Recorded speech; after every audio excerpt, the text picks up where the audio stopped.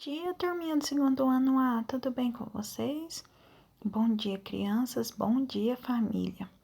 Hoje, 17 de novembro, quarta-feira, temos aula de Geografia e aula de Arte. Vamos primeiro ver um pouquinho sobre o que é atividade de Geografia. Nós vamos fazer a leitura do texto, a comunicação e a arte. Vou ler aqui um pouquinho para vocês. A arte é uma forma de expressão e de comunicação. As manifestações artísticas, como o teatro, a dança, a música, o cinema, a pintura, a escultura, são linguagens utilizadas pelas pessoas para comunicarem ideias ou mensagens ou sensações. Aqui é possível verificar a apresentação de dança do município de Santa Maria, no estado do Rio Grande do Sul, no ano de 2017. Então, vocês também vão observar que tem alguns exercícios aqui embaixo, olhem só. Observa ao lado a escultura feita pelo artista Auguste Rodin e responda: qual é o nome da escultura? Essa é a escultura, tem uma legenda aqui. O nome dela, olha só, tá bem aqui: O Pensador. Em que ano a escultura foi feita? Também está na legenda: 1880. Em sua opinião, o que o autor da escultura quis comunicar? Então, observem os gestos e deem sua opinião. É uma resposta pessoal, tá bom? O que você sente ao ver essa escultura? Então, também uma respostinha pessoal colocar aqui. Um pouco sobre a comunicação. A comunicação por meio dos símbolos e das cores. Os símbolos e as cores também são utilizados para comunicar as ideias e mensagens, como o uso de símbolos, placas que não apresentam palavras, se tornam formas de comunicação importantes em muitas situações. Observe esses símbolos e descreva o significado de cada um. Primeiro aqui a gente vê uma menina e aqui é um menino. Então, normalmente a gente vê isso daqui quando é um banheiro feminino, esse outro aqui quando é um banheiro masculino. E esse aqui, o que significa? Quando tem uma lixeira próximo, utilizam esse símbolozinho aqui, tá bom? E a questão número 6. Observe esse símbolo. Você já viu esse símbolo? Então, vocês vão falar se sim ou se não. E se já viu, falar aonde viu. Qual o significado desse símbolo? Ele é um símbolo que significa reciclagem. Para quem não conhece, gente, bem bacana. Podem dar uma pesquisada, dar uma olhadinha sobre. E falando um pouquinho sobre reciclagem, as cores também transmitem mensagens. Vamos ver um exemplo. Para facilitar a separação de materiais recicláveis, utilizamos lixeiras de cores diferentes. Cada cor indica o material que deve ser descartado da lixeira. Na questão número 7, ligue cada material reciclável à lixeira correta. Então, aqui, o azul, já vamos observar com as cores, gente. O azul é o metal. O papel, perdão. Então, o azul é o papel. Então, o papel vai ser ligado ao papel. A cor vermelha, ela é o quê? Plástico. Olha aqui uma garrafinha de plástico. Você vai vir e vai ligar as duas. Metal. Metal é o amarelo. Olha a latinha de refrigerante. Você vai vir e vai ligar as duas. E para finalizar o vidro, nós temos um copo. Vai ligar o copo ao vidro. Você já viu essas lixeiras? Aonde? Então, vocês vão me falar se já viram e colocar aonde. Você lembra o que significa cada uma das cores do semáforo? Pinte o semáforo e escreva o significado de cada cor. Então, aqui, primeiro vem o vermelhinho, depois vem o amarelo e depois o verde. O que significa o vermelho? Significa que é para parar. E o amarelo? Atenção. E o verde? Siga. Então, vocês vão pintar e vão colocar para mim o que significa cada um deles. Então, essa é nossa atividade de arte. Continuando, pessoal, dia 20 de novembro é o Dia da Consciência Negra. Vamos ver, então, um pouquinho sobre o que se trata.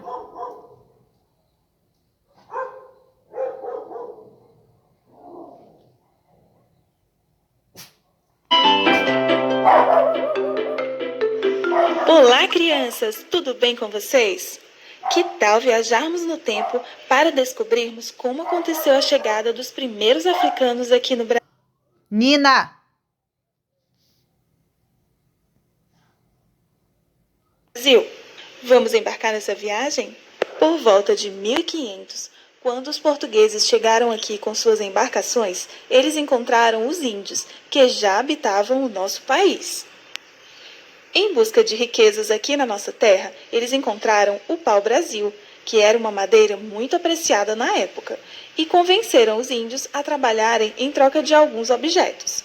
Mas isso não durou muito, pois os portugueses queriam escravizá-los, o que gerou revoltas e guerras.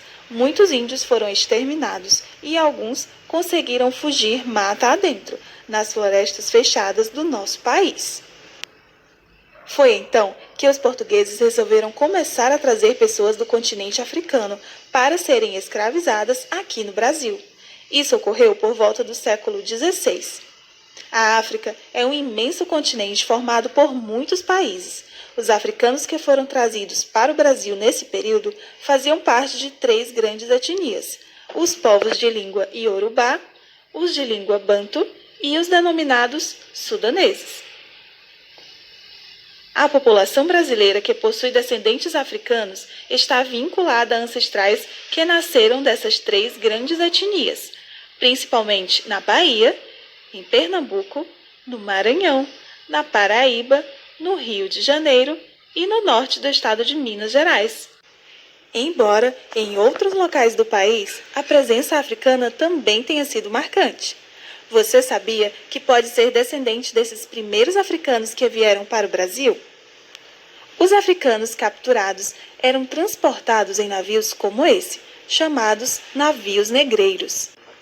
Neles não havia muito espaço, as pessoas ficavam umas sobre as outras, mal tinham comida e água e não havia a menor condição de higiene. Por isso, muitas pessoas morriam antes mesmo da chegada ao Brasil. Aqueles que sobreviviam à travessia eram tratados como mercadorias e seriam vendidos em leilões. Isso é revoltante, não é mesmo? O comércio de africanos rendia muito dinheiro aos traficantes de escravos, aos comerciantes e aos governos da época.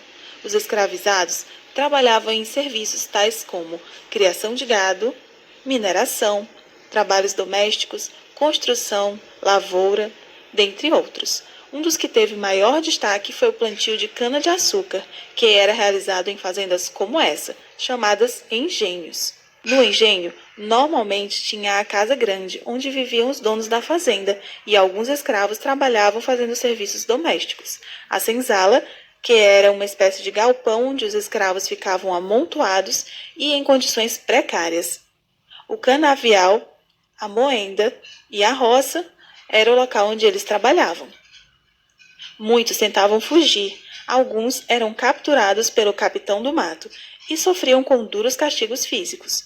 Porém, os que conseguiam se refugiavam em locais como esse, chamados de quilombos. Os moradores dos quilombos eram chamados de quilombolas.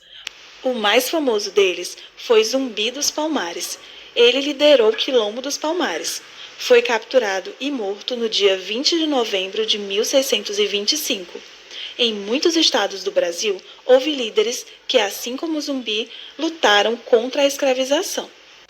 Em 13 de maio de 1888, a princesa Isabel assinou a Lei Áurea, que decretou o fim da escravidão no Brasil. Mas, apesar do fim da escravatura, por muito tempo faltaram leis e políticas para que os negros libertos conseguissem se adaptar e fossem aceitos pela sociedade brasileira. Ainda hoje, essa luta continua. Precisamos ter consciência da imensa contribuição dos descendentes africanos na construção da sociedade brasileira. Podemos observar isso através de elementos como a culinária, a música, a religião, vocabulário, dentre outras coisas. Por isso, no dia 20 de novembro, a mesma data em que Zumbi dos Palmares foi morto, comemoramos o Dia da Consciência Negra. E então, gostou do vídeo? Que tal conhecer mais um pouco sobre a cultura afrodescendente no Brasil?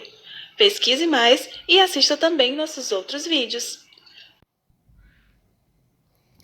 Após vermos um pouquinho sobre a história de como surgiu o Dia da Consciência Negra, pessoal, O link do YouTube é esse daqui, eu vou disponibilizar para vocês também, se quiserem ver novamente.